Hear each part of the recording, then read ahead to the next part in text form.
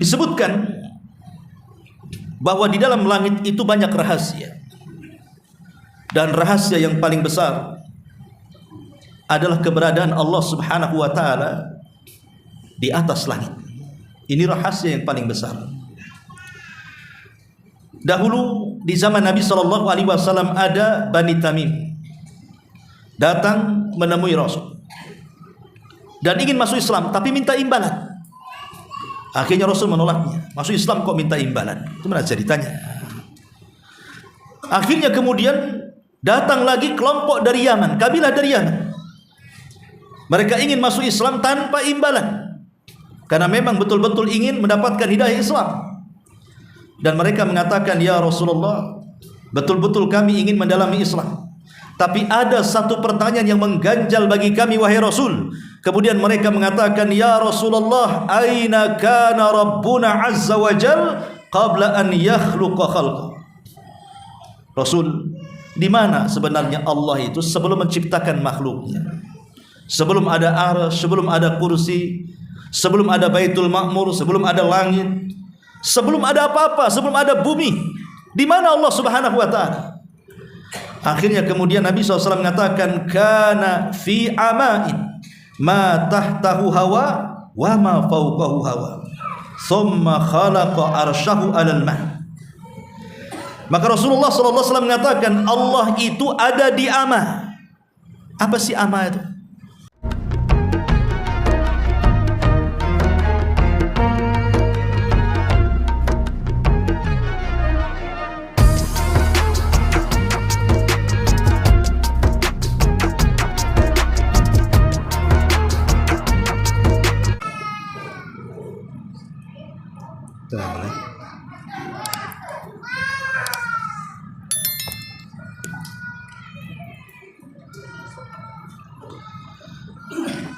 Bismillahirrahmanirrahim.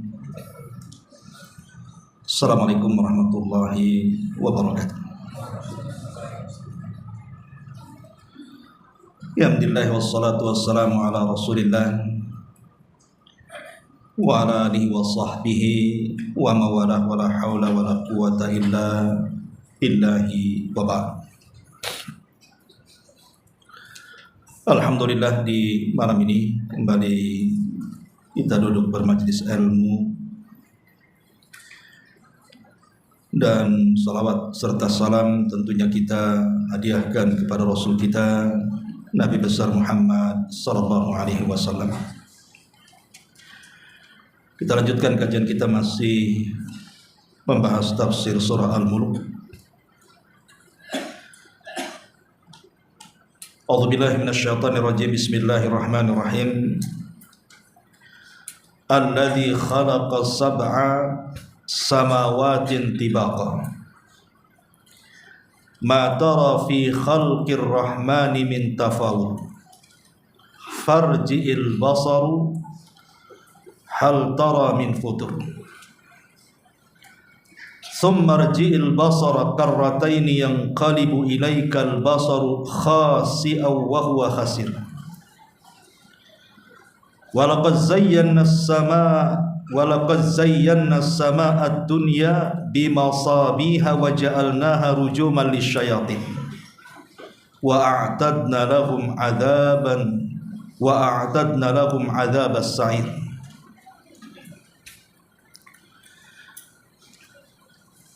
Dan dialah yang telah menciptakan 7 langit berlapis-lapis. Kamu tidak akan melihat pada penciptaan Tuhan yang Maha Pengasih ketidakseimbangan sedikit pun. Maka lihatlah sekali lagi, adakah kamu melihat sesuatu celah yang tidak baik? Kemudian lihatlah sekali lagi dan sekali lagi untuk mencari celah dalam ciptaan Allah. Niscaya pandanganmu akan kembali kepadamu dengan kecewa dan dalam keadaan letih. Sungguh kami benar-benar telah menghiasi langit dunia dengan bintang-bintang, menjadikan bintang-bintang itu sebagai alat pelempar terhadap syaitan, dan menyediakan bagi mereka setan-setan itu azab neraka yang menyala-nyala. Hadirin dan hadirat yang dimuliakan Allah Subhanahu wa taala, ayat ini menjelaskan kepada kita tentang kebesaran Allah Subhanahu wa taala. Di mana ada ciptaan Allah Subhanahu wa taala yang merupakan tanda kuasa Allah Subhanahu wa taala, dan itu bisa kita lihat.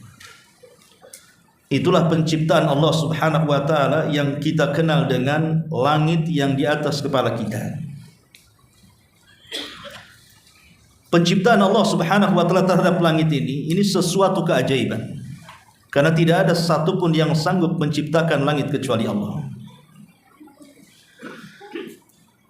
Yang lebih hebatnya adalah Allah Subhanahu wa taala mampu menciptakan langit dan menata langit sedemikian rupa dan sedemikian kokohnya, sampai-sampai kalau kita melihat langit itu tidak ada satu tiang pun yang menyanggahnya. Ma'asyiral muslimin yang dimuliakan Allah Subhanahu wa taala, ada keajaiban langit yang luar biasa. Pertama, dulu langit dan bumi itu menyatu, tapi sekarang berpisah. Langit di mana, bumi di mana. Allah Subhanahu wa taala berfirman dalam surah Al-Anbiya ayat 30. Awalam yaral ladzina kafaru anna as-samawati wal arda kanata ratqan fafataqnahuma. Tidakkah orang-orang kafir itu melihat bahwa dahulu langit dan bumi itu bersatu, melekat, kemudian kami pisahkan keduanya. Dalam teori modern kita lihat, mungkin antum yang pernah belajar fisika, ada namanya teori Big Bang. Itu menurut pakar-pakar kekinian, bahwa dahulu ada ledakan hebat, yang ledakan inilah kemudian memisahkan antara langit dan bumi. Dan teori ini tidak bertentangan dengan Al-Quran. 14 abad yang silam Al-Quran sudah turun kepada Rasul menjelaskan teori ini. Jadi orang-orang kafir ketika menciptakan teori ini, sebelumnya sudah didahului Al-Quran. Surah Al-Anbiya ayat 30 ini. Ya, karena memang Allah Subhanahu wa taala yang menciptakan langit dan bumi, dialah yang paling tahu bagaimana menciptakannya. Karena saat Allah Subhanahu wa taala menciptakan langit dan bumi itu, tidak ada yang tahu kecuali Dia saja. Lah salah satunya Allah Subhanahu wa taala mengatakan, awalam yaral ladzina kafaru anna as-samawati wal arda kanata ratqan fafataqnahuma. Tidakkah melihat orang-orang kafir bagaimana dahulu langit dan bumi ini melekat kemudian dipisahkan? Ma'asyiral muslimin yang dimuliakan Allah Subhanahu wa taala, kenapa dipisahkan? Karena langit itu akan menjadi atap bagi bumi yang kita pijak. Jadi langit itu menjadi atap kita. Makanya Allah Subhanahu wa taala menyuruh kita untuk merenungkan ciptaan langit dan bumi ini. Allah Subhanahu wa taala mengatakan dalam surah Al-Imran ayat 190 sampai 191.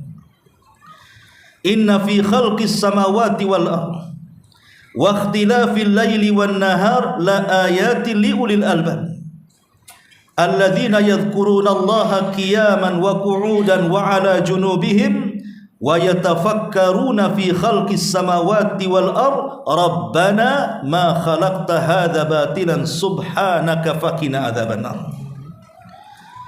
Sesungguhnya pada penciptaan langit dan bumi dan bergesernya ada siang ada malam, sebenarnya itu menjadi tanda-tanda bagi orang-orang yang mau berfikir. Siapa mereka? Orang-orang yang senantiasa berzikir kepada Allah, baik saat dia berdiri, baik saat dia duduk ataupun terbaring. Kemudian mereka memikirkan tentang ciptaan Allah akan langit dan bumi. Kemudian mereka mengatakan, ya Rabb kami, Engkau tidak menciptakan ini semua sia-sia. Maha suci Engkau, maka bebaskan kami dari azab neraka. Jadi inilah tujuan kenapa Allah Subhanahu wa taala memisahkan langit dan bumi yang tadinya bersatu dengan teori Big Bang tadi. Akhirnya kemudian bumi di bawah dan langit di atas. Bahkan langit akan menjadi atapnya. Yang namanya atap, seperti kita berada di masjid ini, ikhwan. Lantai 2 ini tidak mungkin ada kecuali ada tiang yang menyanggahnya. Coba kalau tiang-tiang ini dirobohkan, apa yang terjadi dengan atap? Pasti ikut roboh. Berbeda dengan langit, dia bisa ngambang. Siapa yang membuat langit ngambang? Padahal langit itu bukan awan yang kita lihat. Langit itu berbentuk bangunan. Yang namanya sebuah bangunan harus ada penyanggahnya. Tapi mana penyanggahnya? Kita keliling dunia saja tidak akan ketemu penyanggahnya. Dan Allah Subhanahu wa taala firmankan di dalam surah Luqman, "Khalaqas samawati bighairi 'amadin tarawnaha." Allah telah menciptakan langit itu tanpa ada tiang yang kau bisa lihat. Silakan buktikan keliling satu dunia ini dari ujung timur, barat, utara dan selatan, kita tidak akan melihat ada satu tiang yang menyanggah langit. Artinya posisi langit itu mengambang, padahal dia sebuah bangunan. Siapa yang membuat langit itu kokoh tanpa tiang? Siapa lagi kalau bukan karena Allah Subhanahu wa taala? Ma'asyiral muslimin yang dimuliakan Allah Subhanahu wa taala. Dan Allah Subhanahu wa taala berfirman dalam surah Al-Hajj ayat 65. Alam tara anna Allah sakhara lakum ma fil ardi wal fulka tajri fil bahri bi amrihi wa yumsikus samaa an taqa 'alal ardi illa bi idnihi. Tidakkah engkau melihat Allah sudah menundukkan kepada kalian apa yang ada di permukaan bumi, termasuk juga lautan yang penuh dengan gelombang-gelombang tinggi, dengan kapal kalian bisa menundukkannya. Tentunya bi amrihi, dengan perintah Allah Subhanahu wa taala. Termasuk kata Allah, wa yumsikus sama. Allah menahan langit an taqa 'alal ardi, untuk jatuh ke bumi, illa bi idzni, kecuali dengan izin Allah Subhanahu wa taala. Kapan? Saat kiamat dibangkitkan. Kalau sudah kiamat dibangkitkan, maka Allah Subhanahu wa taala akan membuat infitar. Kemudian setelah itu insyiqaq. Makanya ada surah Al-Infitar, ada surah Al-Insyiqaq namanya. Infitar itu maksudnya belah, tapi belum semuanya, retak. Kemudian insyiqaq, baru belahannya lebih besar. Disitulah malaikat semua turun dari langit, barulah kemudian langit menimpa bumi dan digulung oleh Allah Subhanahu wa taala. Ma'asyiral muslimin yang dimuliakan Allah Subhanahu wa taala. Itulah di antara kenapa Allah Subhanahu wa taala dalam ayat ini menjelaskan tentang kuasanya. Bagaimana Allah Subhanahu wa taala berfirman, "Alladzi khalaqa sab'a samawatin tibaqa." Dia juga yang menciptakan 7 langit yang berlapis-lapis. Jadi langit itu 7 lapis. Ada langit pertama, kedua, ketiga sampai ke-7. Ma tara fi khalqir rahmani min tafawut. Kamu tidak akan melihat pada ciptaan Allah yang Maha Pengasih ini ketidakseimbangan. Subhanallah, langit dibuat dengan seimbang. Di langit ini kan penuh dengan galaksi, ya kawan. Penuh dengan planet-planet, galaksi-galaksi dan yang semacamnya, entah berapa jumlahnya. Makanya ketika Nabi SAW bercerita tentang telaga kelak pada hari kiamat yang akan didatangi kaum muslimin dan minum dari telaganya, Rasul menceritakan tentang jumlah gelas di telaga itu. Apa kata Rasul? Adaduha ka'adadin nujumi fis sama. Di mana gelas-gelas dalam telaga itu sejumlah bintang yang ada di langit. Siapa yang bisa menghitung bintang di langit? Tidak ada yang bisa menghitung bintang di langit. Tapi kenapa bintang yang begitu banyak, bahkan ada bintang itu yang besarnya melebihi bumi mungkin ratusan bahkan ribuan kali lipat. Tidak ada yang bertabrakan satu dengan yang lainnya. Siapa yang mengatur ini semua kalau bukan karena Allah Subhanahu wa taala? Ketika para ulama tafsir memberikan catatan pada ayat kursi bahwa Allah Subhanahu wa taala itu la ta'khuduhu sinatun wala naum. Allah tidak akan tersentuh dengan kantuk apalagi tidur. Ada kisah Israiliyat yang masyhur yang dicatat oleh ahli tafsir. Walaupun kisah Israiliyat tentu tidak bisa kita jadikan pegangan karena kita sudah punya Al-Quran dan Sunnah. Tetapi Nabi SAW mengatakan, hadithu an Bani Israel wala haraj. Tidak mengapa ceritakan tentang Bani Israel, tentang kisah-kisah Israiliyat selama tidak bertentangan dengan Al-Quran dan Sunnah. Jadi Nabi Musa alaihi salatu wasallam pernah bertanya kepada malaikat Jibril, apakah Allah subhanahu wa ta'ala itu mengantuk? Apakah Allah itu bisa tidur? Maka kemudian Allah subhanahu wa ta'ala memerintahkan Jibril untuk membawakan 2 bejana dan diletakkan di kedua tangan Nabi Musa sambil berdiri. Jadi Nabi Musa disuruh seperti ini, kemudian diletakkan bejana di sini, letakkan bejana di sini, kemudian diisi air. Disuruh begini dalam kondisi berdiri. Nabi Musa tidak paham awalnya. Kemudian Jibril memerintahkan, wahai Musa, peganglah seperti itu. Kata Musa, sampai kapan? Sampai kau paham. Akhirnya Musa pun lama memegang bejana seperti ini. Akhirnya dia ngantuk. Ketika dia mengantuk, dia kaget karena bejananya jatuh di salah satu tangannya, kemudian pecah, tinggal satu. Kemudian Musa pun tidak tahan menahan ngantuk, akhirnya tidur, jatuhlah bejana yang kedua. Kemudian Jibril alaihi salam mengatakan, ya Musa, kalau seandainya Allah tersentuh dengan kantuk dan tidur, maka semua galaksi dan planet yang ada di langit seperti itulah yang akan terjadi.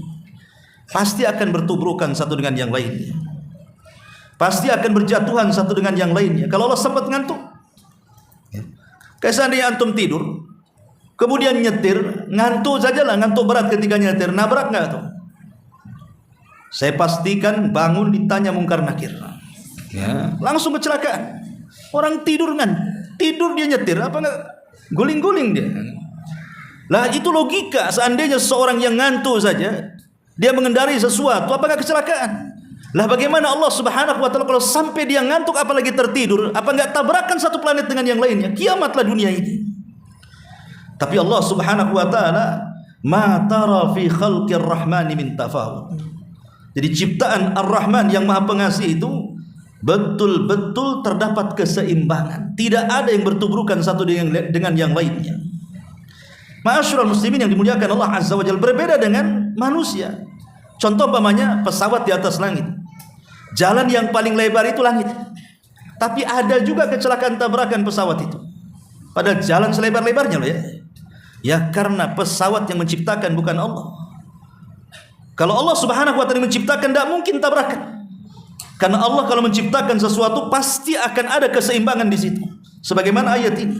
Kalau tidak percaya, Allah mengatakan, farji'il basar, hal tara min futur. Cobalah kau lihat ke langit sana. Adakah kamu lihat ada celah di mana langit itu ada cacat ketika Allah subhanahu wa ta'ala menciptakan? Tidak ada, semua seimbang. Bahkan Allah juga kemudian mentahdid lagi, memberikan dorongan lagi, thumma rji'il basara karrataini. Kemudian lihat sekali lagi, kalau perlu lihat sekali lagi, kata Allah, yang qalib ilaikal basar khasi'an wa huwa hasir. Niscaya pandanganmu akan kembali kepadamu dengan sangat kecewa dan letih, karena tidak akan didapati celah untuk mencela Allah dalam menciptakan makhluk-makhluknya. Ma'asyiral muslimin wal muslimat rahimani wa rahimakumullah. Lebih-lebih Allah subhanahu wa ta'ala ini ketika menciptakan langit bukan hanya menciptakan begitu saja, tapi Allah subhanahu wa ta'ala juga menghiasi langit itu dengan hiasan-hiasan yang sangat indah sekali. Dengan cara apa? Allah tabur bintang di mana-mana. Makanya kalau kita lihat di tanggal-tanggal awal-awal Hijriyah, sebab kalau sudah pertengahan itu sudah purnama, kalau sudah purnama sedikit tuh bintang-bintang. Tapi kalau di permulaan tanggal Hijriyah belum muncul bulan, itu biasanya bintang berserak asal tidak mendung saja. Kita lihat ke langit. Posisi kita mungkin berada di tengah padang pasir atau di tengah ketinggian. Coba kita lihat ke langit. Di situ nampak keindahan ciptaan Allah subhanahu wa ta'ala. Makanya banyak orang-orang yang meniru kan. Buka putkot, dibuatlah lampion banyak-banyak kan gitu. Ada apa itu? Nyala-nyala semua kan, indah kali. Padahal kalau siang hari banyak sampahnya tuh. Malam aja kelihatan indah kan? Ya karena lampu-lampu itu yang membuat indah. Walaupun warungnya samping solokan pun nampak indah dia. Karena lampu yang membuat indah. Dari mana manusia punya ide seperti ini? Dia melihat ke langit. Seperti itulah indahnya langit. Makanya Allah Subhanahu wa taala mengatakan walaqad zayyana as-samaa'a ad-dunya bimasabiha. Sungguh kami benar-benar telah menghiasi langit dunia dengan bintang-bintang yang menjadikan bintang-bintang itu penghias langit. Tetapi walaupun bintang itu menghiasi langit, dia ada fungsi yang memang Allah fungsikan. Apa fungsinya? Wa ja'alnaha rujuman lisyayatin wa a'tadna lahum adzabas sa'ir. Di mana bintang-bintang itu terkadang Allah fungsikan untuk melempar setan. Jadi untuk senjata Allah Subhanahu wa taala sebagai tentara Allah untuk melempari setan yang berusaha naik ke langit dan hendak mencuri dengar apa yang dikatakan para malaikat yang ada di langit dunia. Ma'asyiral muslimin yang dimuliakan Allah Subhanahu wa taala, lebih ajaibnya lagi. Tentu kalau kita cerita langit, ikhwan, ini cerita sesuatu yang gaib. Harus berdasarkan nas dari Al-Quran dan sunnah Nabi SAW. Karena belum ada orang yang sampai ke langit masalahnya. Maksudnya orang biasa ya, bukan para nabi. Oh ada ustadz dulu katanya. Ada orang yang pernah ke langit, namanya Neil Armstrong. Itu pernah ke bulan tuh. Percaya nggak antum Neil Armstrong ke bulan? Ya. Ikhwatu fiddin, muliakan Allah Azza wa Jalla. Kalau antum hari-hari ke matahari ada kan? Ada matahari. Sambil belanja tuh matahari. Bulan ini ikhwan, posisinya di mana? Apakah bulan itu posisinya di atas langit? Ataukah bulan itu posisinya di bawah langit? Kalau bulan posisinya di atas langit, saya bersumpah Neil Armstrong tidak pernah ke bulan. Wallahi, Neil Armstrong tidak akan pernah ke bulan. Berarti cerita ke bulan itu dusta 100%. Kalau posisi bulan itu di atas langit. Tapi kalau seandainya posisi bulan itu di bawah langit, mungkin Neil Armstrong sampai ke bulan. Kenapa demikian? Karena seandainya bulan itu di atas langit, lah langit itu berbentuk bangunan. Tidak bisa ditembus siapapun kecuali lewat pintu. Makanya Allah Subhanahu wa taala mengatakan wa futihatis sama fakanat abwaba. Langit itu punya pintu. Jadi kalau Neil Armstrong mau ke bulan, dia harus lewat pintunya. Dan pintu langit itu ada penjaganya. Sebagaimana ketika Jibril membawa Rasulullah dalam peristiwa Isra Mi'raj, Jibril tidak langsung naik, tapi dia izin dan mengatakan kepada malaikat penjaga pintu langit, Assalamualaikum. Kata penjaga pintu langit, Waalaikumsalam, man, siapa kamu? Kata Jibril, saya Jibril. Kemudian kata penjaga langit, Waman ma'aka, siapa yang bersamamu? Kata Jibril, Muhammad. Kata penjaga pintu langit mengatakan, awaqad uhiya ilaihi, sudahkah diperintahkan dia nangit? Kata Jibril, sudah. Maka dibukalah pintu langit. Kira-kira Neil Armstrong izin enggak tuh? Assalamualaikum. Waalaikumsalam. Siapa? Neil Armstrong. Sudah izin masuk ke langit. Ah, tak tahu aku katanya. Mustahil. Neil Armstrong tidak akan diizinkan naik ke langit. Kenapa? Karena Neil Armstrong orang kafir. Dan orang kafir selamanya tidak akan mampu naik ke langit. Mana ayatnya? Allah mengatakan dalam Al-Quran, la tufattahu lahum abwabus sama wa la yadkhulunal jannah hatta yalijal jamalu fis samil khiyat. Tidak mungkin orang-orang kafir itu dibukakan pintu langit selamanya kepada mereka, dan mereka akan dimasukkan ke dalam neraka sampai ada cerita unta masuk ke liang jarum. Jadi mustahil Neil Armstrong bisa naik ke bulan kalau bulan posisinya di atas langit, karena dia orang kafir. Tetapi kalau bulan itu di bawah langit, ya mungkin karena bebas, tidak ada pintu-pintu yang harus dilewati. Tetapi pertanyaannya berapa persen kira-kira kepercayaan kita Neil Armstrong sampai ke bulan itu? Berapa persen? Karena ada sebagian para ulama seperti Al-Imam Asy-Syinkiti dalam kitab tafsirnya Adwa'il Bayan meragukan. Kemudian menukilkan firman Allah Subhanahu wa taala surah Ar-Rahman, ya ma'syaral jinni wal insi in istata'tum an tanfudhu min aqtaris sama'i wal ardi fanfudhu la tanfudhuna illa bisultan. Wahai kalangan jin, ya ma'syaral jin, wahai kalangan manusia, kalau kalian hendak menembus ke langit, tembuslah kalian kalau bisa, kecuali dengan dengan kuasa Allah. Makanya Rasul bisa naik ke langit karena kuasa Allah. Kalau tidak diberikan kekuasaan oleh Allah Subhanahu wa taala, tidak mungkin orang sampai ke sana. Belum lagi kemudian teori-teori macam mana mendaratnya, di sana kan tidak ada bandara. Kemudian belum lagi katanya pesawatnya itu ada beberapa pesawat, lepas satu kemudian lepas lagi. Macam mana mendaratnya? Isi bensinnya di mana? Kemudian pulangnya macam mana? Banyak pertanyaan. Apalagi ketika menancapkan bendera tiba-tiba berkibar-kibar, bukan di sana kedap oksigen, tidak ada angin, kenapa berkibar-kibar pula? Ada yang mengatakan itu Hollywood macam-macam kan gitu. Ya, ada yang percaya, ada yang tidak. Itu ceritanya orang-orang cerdas lah ya kan.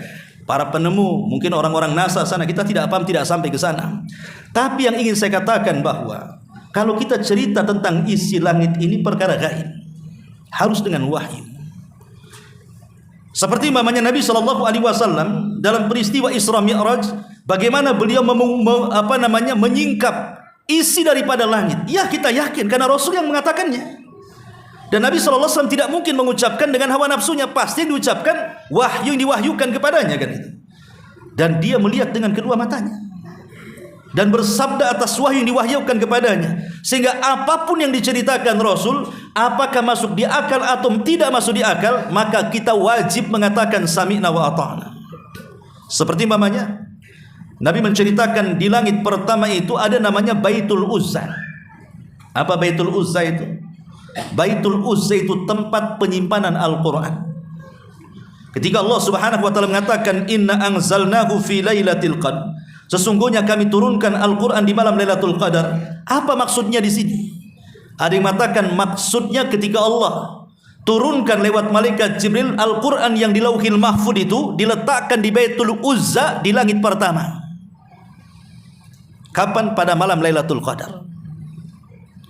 Baru setelah itu Al-Quran turun angsur per angsur, ayat per ayat ke bumi kepada Nabi SAW.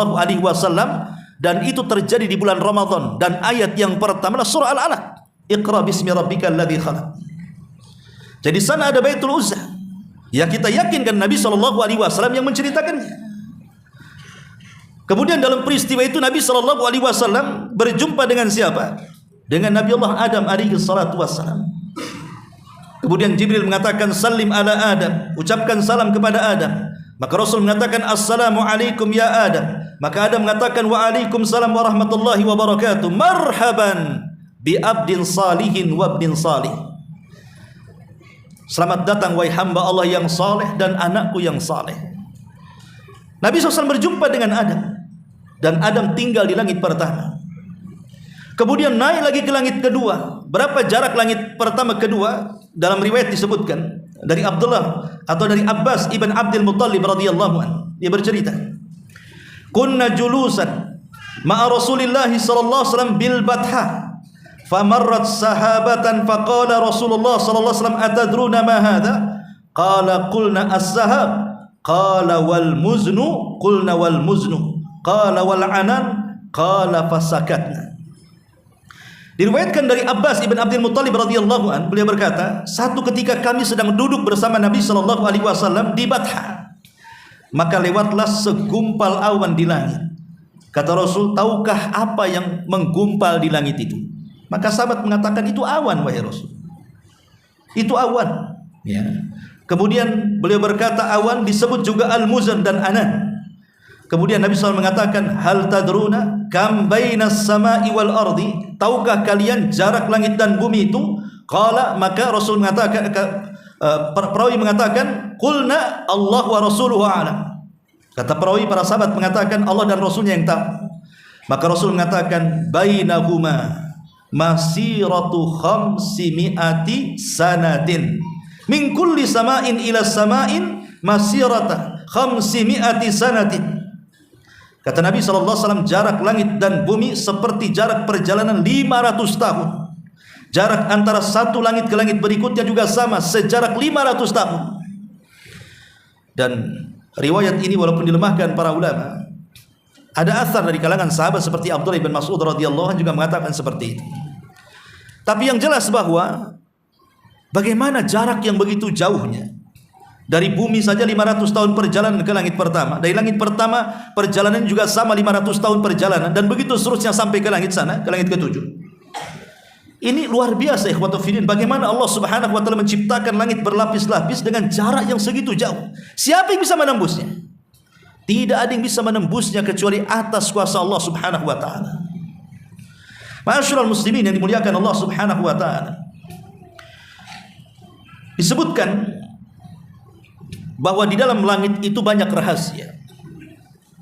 Dan rahasia yang paling besar adalah keberadaan Allah Subhanahu wa taala di atas langit. Ini rahasia yang paling besar. Dahulu di zaman Nabi sallallahu alaihi wasallam ada Bani Tamim datang menemui Rasul dan ingin masuk Islam tapi minta imbalan. Akhirnya Rasul menolaknya. Masuk Islam kok minta imbalan? Itu mana ceritanya? Akhirnya kemudian datang lagi kelompok dari Yaman, kabilah dari Yaman. Mereka ingin masuk Islam tanpa imbalan, karena memang betul-betul ingin mendapatkan hidayah Islam. Dan mereka mengatakan, ya Rasulullah, betul-betul kami ingin mendalami Islam, tapi ada satu pertanyaan yang mengganjal bagi kami, wahai Rasul. Kemudian mereka mengatakan, ya Rasulullah, aina kana Rabbuna azza wa jal qabla an yakhluqa khalqa. Rasul, di mana sebenarnya Allah itu sebelum menciptakan makhluknya? Sebelum ada arsy, sebelum ada kursi, sebelum ada Baitul Ma'mur, sebelum ada langit, sebelum ada apa-apa, sebelum ada bumi, di mana Allah Subhanahu wa taala? Akhirnya kemudian Nabi SAW mengatakan, kana fi ama'in ma tahtahu hawa wa ma fawqahu hawa thumma khalaqa arsyahu 'alal ma'. Maka Rasulullah SAW mengatakan, Allah itu ada di ama. Apa sih ama itu? Ama itu artinya gelap. Makanya orang buta itu disebut apa? A'ma. Dalam bahasa Arab orang buta disebut a'ma. Coba antum pejamkan mata, kira-kira apa yang ada dalam pikiran antum? Melihat apa? Namanya orang memejamkan mata yang seolah-olah nggak ada apa-apa kan? Gelap semuanya. Itulah makna a'ma. Kemudian kata Nabi SAW, di bawahnya tidak ada udara, di atasnya pun tidak ada udara. Kemudian Allah menciptakan arsy-Nya di atas airnya. Disinilah terjadi perselisihan para ulama tentang apa makna ama di sini.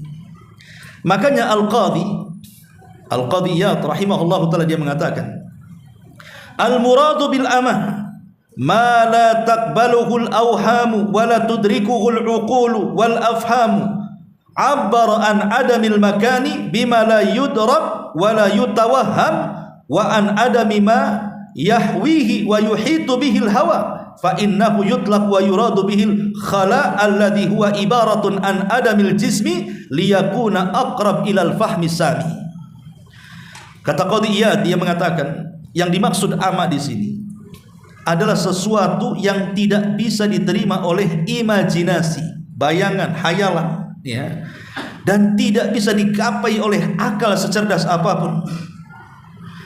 Nabi menunjukkan ketidakadaan tempat dengan sesuatu yang tidak bisa dimengerti dan tidak bisa diimajinasikan atau dihayalkan, dan juga menunjukkan ketidak ada sesuatu yang memuatnya atau udara yang melingkupinya.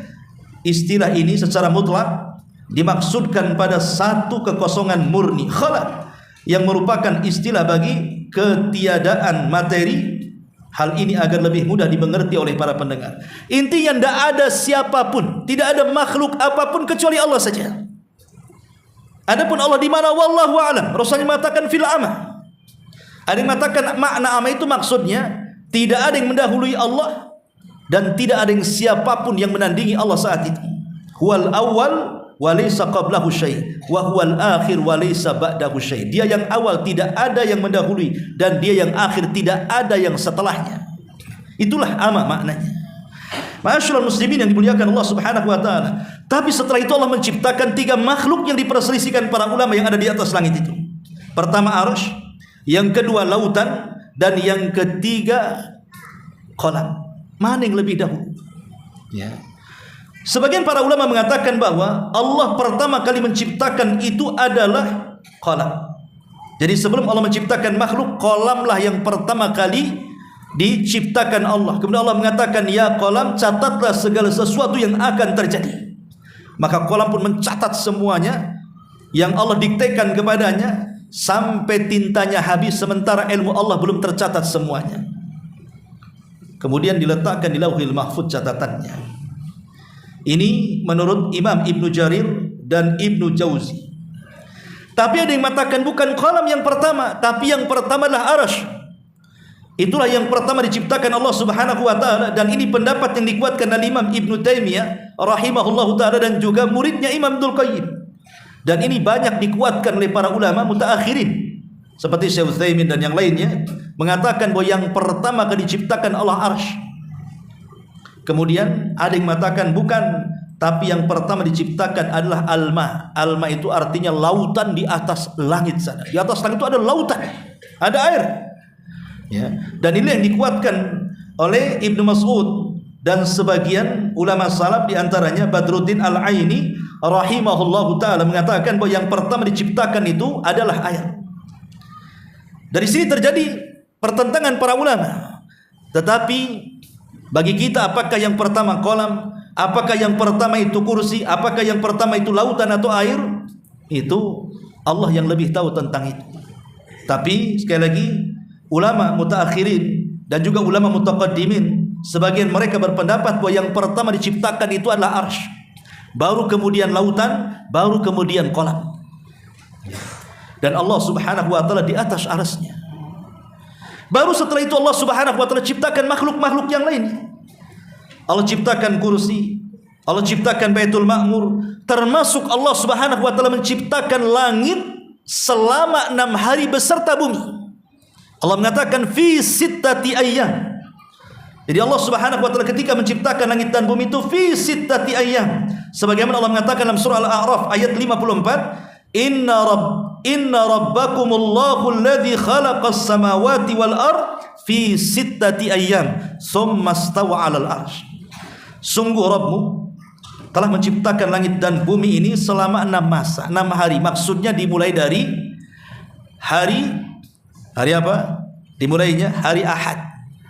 Ahad, Senin, Selasa, Rabu, Kamis, Jumat. Selesailah penciptaan langit dan bumi itu. Orang-orang Yahudi ketika mereka, karena bagaimanapun kabar tentang Allah menciptakan langit dan bumi itu juga ada pada Taurat, ada pada Injil, ada pada Quran. Karena ini kitab-kitab langit kan. Cuman orang-orang Yahudi mengatakan bahwa saat Allah Subhanahu wa taala sudah selesai menciptakan langit dan bumi, dimulai hari Ahad, kemudian diakhiri hari Jumat, hari Sabtu Allah cuti. Capean katanya. Jadi orang Yahudi menganggap hari Sabtu itu hari cutinya Allah. Makanya mereka menjadikan hari Sabtu itu hari sakral. Makanya di Quran ada cerita tentang kisah Ashabus Sabti. Kisah orang-orang Yahudi yang melanggar di hari Sabtu. Gara-gara mereka mencari ikan. Ya, karena Sabtu bagi mereka itu hari sakral. Itu hari istirahatnya Allah. Maka Allah Subhanahu wa taala bantah, ma massahu min lughub. Allah tidak mungkin disentuh dengan kelelahan. Laisa kamitslihi syai'un wa huwas samiul basir. Allah tidak sama dengan makhluknya. Kalau makhluk iyalah habis kerja capek. Tapi Allah Subhanahu wa taala tidak tersentuh dengan kelelahan. Ma massana min lughub, kata Allah. Kami tidak pernah disentuh dengan kelelahan. Macam mana orang-orang Yahudi mengatakan seperti itu? Ma'asyiral muslimin yang dimuliakan Allah Azza wa Jalla, lain pula dengan Nasrani. Nasrani justru menganggap hari sakral mereka hari Ahad, karena itu hari awal penciptaan. Padahal kedua agama ini sudah Allah pilihkan hari Jumat, tapi kedua agama ini menolak. Ketika Allah anugerahkan hari Jumat kepada kaum muslimin, maka umat Islam menerimanya dengan tangan terbuka. Makanya Jumat hari sakral kita kaum muslimin, Sabtu hari sakralnya orang-orang Yahudi, dan Ahad hari sakralnya orang-orang Nasrani. Ya. Ma'asyiral muslimin yang dimuliakan Allah Subhanahu wa taala. Lah langit sendiri ikhwatu fiddin, itu tempat para malaikat. Jadi langit sendiri adalah tempat para malaikat. Malaikat itu semua ada di langit. Adapun dia ke bumi itu sebagai tugas saja. Makanya Nabi SAW ketika peristiwa Isra Mi'raj itu mengatakan attatis sama wa kana attatis sama, dan langit itu pernah bergemuruh dan bergoncang. Wa huqqalaha an ta'id, dan sudah berhak langit untuk itu karena takut kepada Allah Subhanahu wa taala. Kemudian Rasul mengatakan, di langit itu tidak ada jarak 4 jari kecuali ada malaikat yang sujud sampai kiamat, ruku sampai kiamat, berdiri sampai kiamat, bertasbih sampai kiamat. Bayangkan kalau setiap 4 jari ada malaikat, sementara langit itu seluas-luasnya. Bahkan Nabi SAW mengatakan, kalau langit itu dibandingkan dengan bumi, Anda ambil cincin, letakkan di padang pasir. Maka cincin itu buminya, padang pasir itu langitnya. Sementara Rasul mengatakan setiap 4 jari ada para malaikat. Siapa yang bisa menghitung para malaikat jumlahnya, ikhwan? Makanya Allah mengatakan, wa ma ya'lamu junuda rabbika illahu. Tidak ada yang tahu jumlah para malaikat kecuali Allah Subhanahu wa taala. Lah, para malaikat itu semua tinggal di langit. Makanya wajar di langit itu tidak ada maksiat. Di langit itu tidak ada maksiat. Di langit itu tidak ada orang yang judol, tidak ada. Malaikat judi online gitu. Di langit tidak ada orang mabuk, tidak ada. Narkoba, trek-trekan, semalaikat trek-trekan. Nggak ada di langit itu. Wa yaf'aluna ma yu'marun. Semua yang dilakukan malaikat itu atas dasar perintah Allah. Karena mereka tidak diberikan hawa nafsu. Kemaksiatan di langit itu terjadi hanya 2 kali saja. Jadi di langit itu pernah ada maksiat, tapi cuma 2 kali. Pertama, maksiatnya siapa? Iblis. Dia tidak mau sujud kepada Adam. Di mana? Di langit. Yang kedua, maksiat Adam sendiri.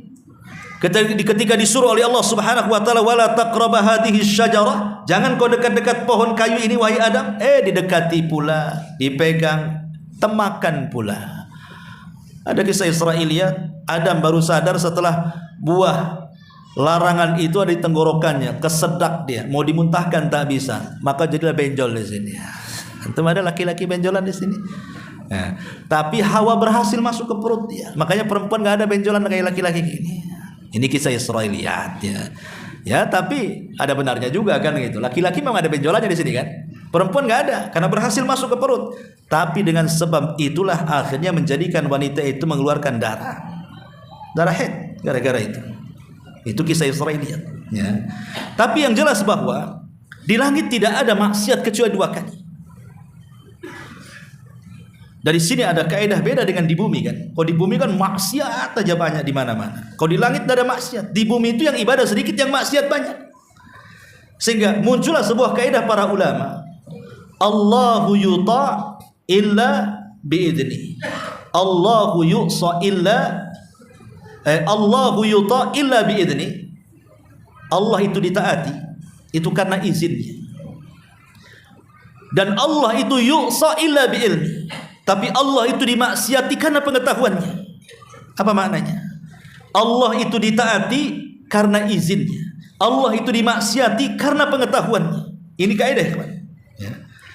Allah ditaati karena izinnya.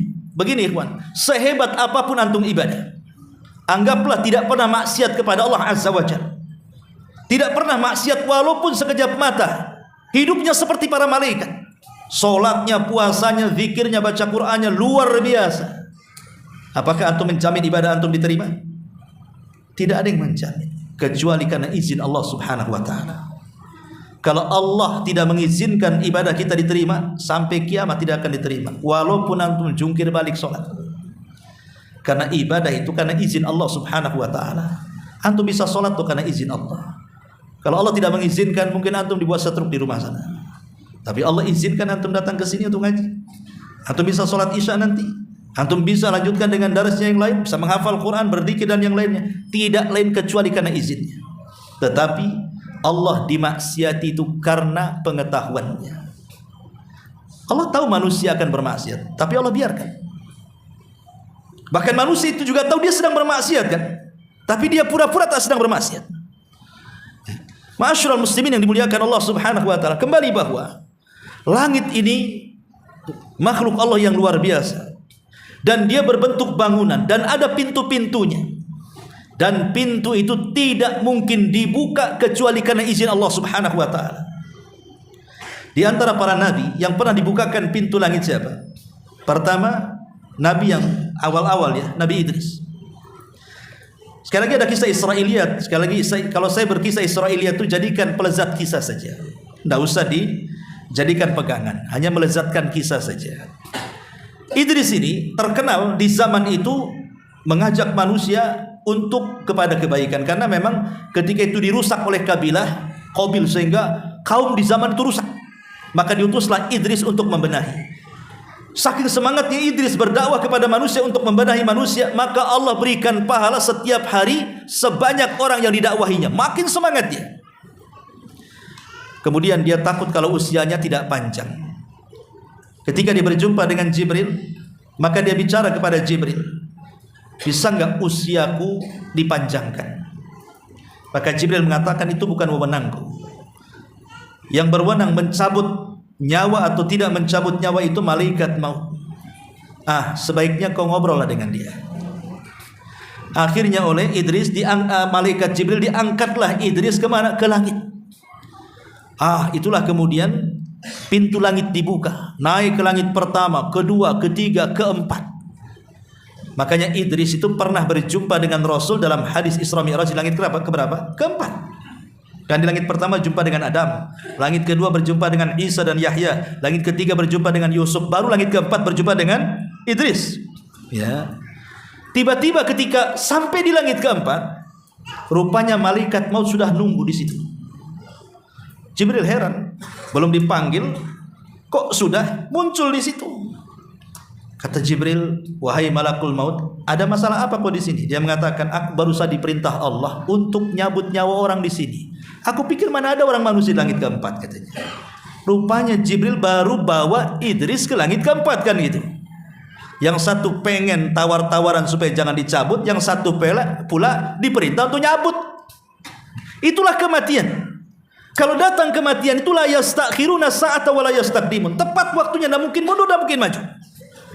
Kata Jibril, apa Idris yang kau maksud di sini? Karena nggak ada manusia lain kan?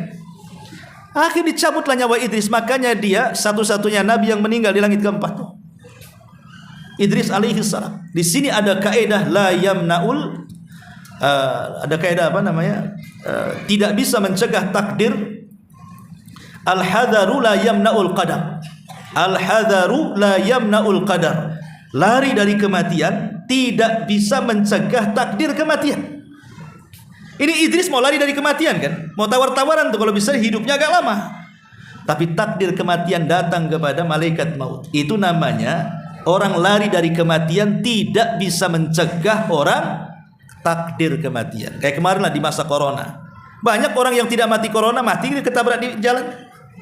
Kenapa dia mati? Ketabrak. Saya kira corona katanya. Ya karena seperti itu. Kemudian kisah yang kedua, kisah siapa? Isa bin Maryam. Isa bin Maryam ini dikepung oleh tentara Romawi. Setelah kematian Zakaria dan sebelumnya setelah kematian Yahya yang dipenggal lehernya. Kemudian leher kepalanya dijadikan mahar wanita pelacur. Ketika dikepung oleh tentara Yahudi itu, Romawi, Isa sudah tahu karena Jibril beritahu. Lah ketika itu orang-orang Hawariyun yang tidak seberapa jumlahnya, orang-orang pilihan murid-murid Isa kemudian berkumpul di markas itu, dan Isa mengatakan sebentar lagi saya akan ditangkap dan akan dibunuh dan akan disalib. Siapa di antara kalian yang mau menggantikan aku, kusap wajahnya sehingga mukanya persis denganku. Tapi resikonya dia akan ditangkap, dia akan dibunuh dan disalib. Tapi sebagai hadiahnya dia akan menjadi temanku di sorga. Gak ada yang mau lah. Ditangkap, dibunuh, siapa yang mau? Rupanya ada yang paling muda di antara mereka. Syekh Shalih Fauzan hafizahullah tadi mengatakan bahwa inilah kerancuan pemahaman orang Nasrani. Mereka menganggap bahwa yang diserupakan itu yang berkhianat kepada Isa. Boleh mengatakan tidak. Tidak ada yang berkhianat di sini. Yang diserupakan dengan Isa itu muridnya sendiri. Kata Syekh Shalih Fauzan hafizahullah taala. Muridnya sendiri yang diserupakan. Kemudian setelah itu Isa pun berwasiat kepada mereka agar berpencar setelah dia diangkat. Dakwahkan dakwah Injil kepada manusia. Makanya dari murid-murid itu akhirnya macam-macam versi Injil itu jadinya. Ya, ada 40 lebih Injil yang disepakati, cuma 4 saja. Yang 2 itu ditulis oleh muridnya Isa gitu ya. Yang 2 ditulis oleh murid daripada muridnya Isa. Itu yang disepakati itu. Makanya Injil itu banyak versi satu dengan yang lainnya. Tapi yang ingin saya katakan bahwa akhirnya Isa pun naik ke langit birruhi wal jasad, dengan ruh dan jasadnya, dan Allah tempatkan di langit kedua. Dan Rasul pernah berjumpa dalam peristiwa Mi'raj birruhi wal jasad, dengan ruh dan jasadnya, karena belum mati. Lain dengan Yahya sudah mati, ruhnya saja kan itu. Tapi kalau Isa belum meninggal sampai hari ini. Dan akan muncul nanti di akhir zaman dengan turun untuk pertama membunuh Dajjal, yang kedua akan mematahkan salib, membunuh babi, dan akan menegakkan keadilan berdasarkan hadis yang sahih. Tapi ketika Isa naik ke langit, dibukakan pintu langit kan. Kemudian Nabi yang ketiga Rasul kita Muhammad sallallahu alaihi wasallam dalam peristiwa Mi'raj itu sendiri, dibukakan pintu langit kepada dia kan. Sehingga di langit pertama berjumpa dengan Adam, di langit kedua berjumpa dengan Isa dan Yahya, di langit ketiga berjumpa dengan Yusuf, di langit keempat berjumpa dengan Idris, di langit kelima berjumpa dengan Harun, di langit keenam berjumpa dengan Musa, di langit ketujuh berjumpa dengan Ibrahim, sampai ke Sidratil Muntaha. Nabi kita Muhammad sallallahu alaihi wasallam itu juga yang dibukakan langit. Maksudnya dengan ruh dan jasadnya. Seperti kita ini ruh dengan jasad ini. Ya adapun para nabi yang meninggal ya jelas dibukakan pintu langit, tapi kan ruhnya saja, jasad mereka di bumi. Ma'asyiral muslimin yang dimuliakan Allah Azza wa Jalla, bukan para nabi, bahkan ruh-ruhnya orang yang beriman saat kematian akan dibukakan bagi mereka pintu langit. Sebagaimana hadis Bara bin Azib yang sudah saya sampaikan, bagaimana Allah Subhanahu wa taala menceritakan ruhnya seorang mukmin yang meninggal dunia, kemudian dimasukkan ke kain kafan dari sorga, kemudian diangkat oleh malaikat ke langit, kemudian diketukkanlah pintu langit, maka dia pun menembus langit pertama sampai ke 7 sampai berjumpa dengan Allah. Dan Allah katakan, kembalikan ke bumi rohnya, satukan lagi dengan jasadnya, tapi catatan amalnya letakkan fil iliyin. Sudah Isya ya? Sudah lewat? Sudah Isya ya? Iya, sampai subuh kalau nggak diingetin itu. Wallahu a'lam. Subhanaka wa bihamdika asyhadu an la ilaha illa anta astaghfiruka wa atubu ilaik. Allahu ta'ala alam. Assalamualaikum warahmatullahi